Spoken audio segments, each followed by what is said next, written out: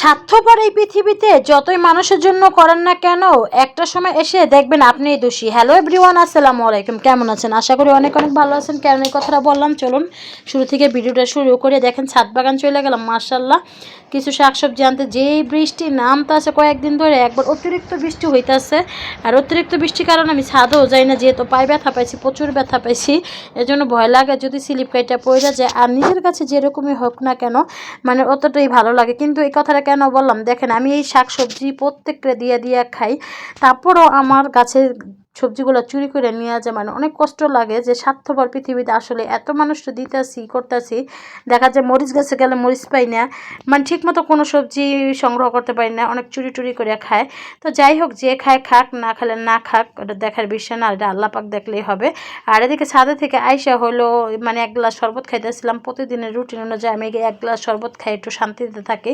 আসলে আমরা নারী, আমরা সব পারি। আমাদের যে কখন সময় চলে যায়, সকালের নাস্তা খাওয়ার কি, দুপুরে খাওয়ার কি, সন্ধ্যা খাওয়ার, ওরকম কলম। যেহেতু সংসার নিয়ে আমি অনেক ব্যস্ত থাকি, যেহেতু আমার একটা মুরগি আছে, কয়েকটা মুরগি। আমি শহরে থাকি, ঢাকা শহরে থাকি, তাও আবার ফ্ল্যাট বেসা থাকি, বারান্দা, ছোট্ট একটা বারান্দার ভিতরে মুরগি পালি।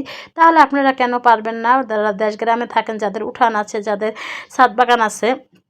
তো যাই হোক, এদিকে রান্না বান্না শেষ, খাওয়া দাওয়ার পরে হলো আবার বিকালে ছাদে চলে আসলে। আসলে ছাদগুলো গাছে স্বপ্ন করে গাছগুলো কিনছিলাম অনেক শখ করে, অনেক টাকা দেয়া।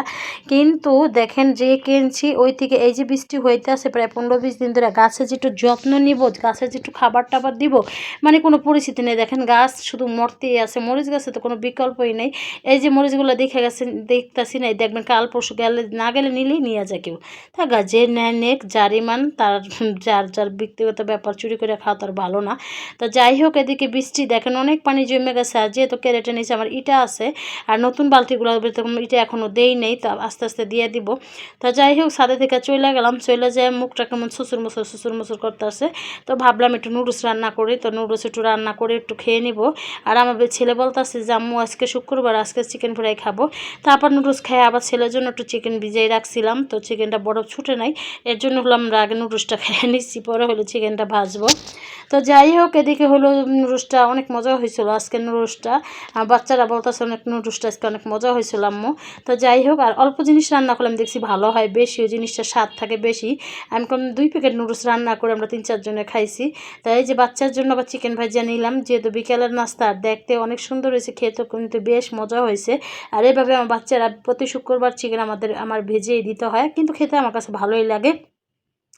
আজকে কিন্তু সকাল সকাল মুরগির খাবার দেখাই নেই, তো রাত্রেবেলা একটু দেখাই দিলাম। দেখেন ওয়েদারটা কত সুন্দর, বৃষ্টি বৃষ্টি ভাব। তো এখন আমি অল কালার দিয়ে ঢেকে দিব মুরগিগুলা, যদি রাত্রে আবার বৃষ্টি হয়। আর এই যে মুরগির খাবার দিয়ে, বিকালবেলা খাবার দিয়ে, সন্ধ্যার আগদা খাবার দিয়ে, পরে হলো মুরগির খাবার। আর বারান্দা কোনো একটা লাইট লাগাইছি মুরগির জন্য। তো যাই হোক, ভিডিওটা কেমন হয়েছে অবশ্যই কমেন্টে জানাবেন। সবাই ভালো থাকবেন, সুস্থ থাকবেন। আল্লাহ হাফেজ, আসসালামু আলাইকুম।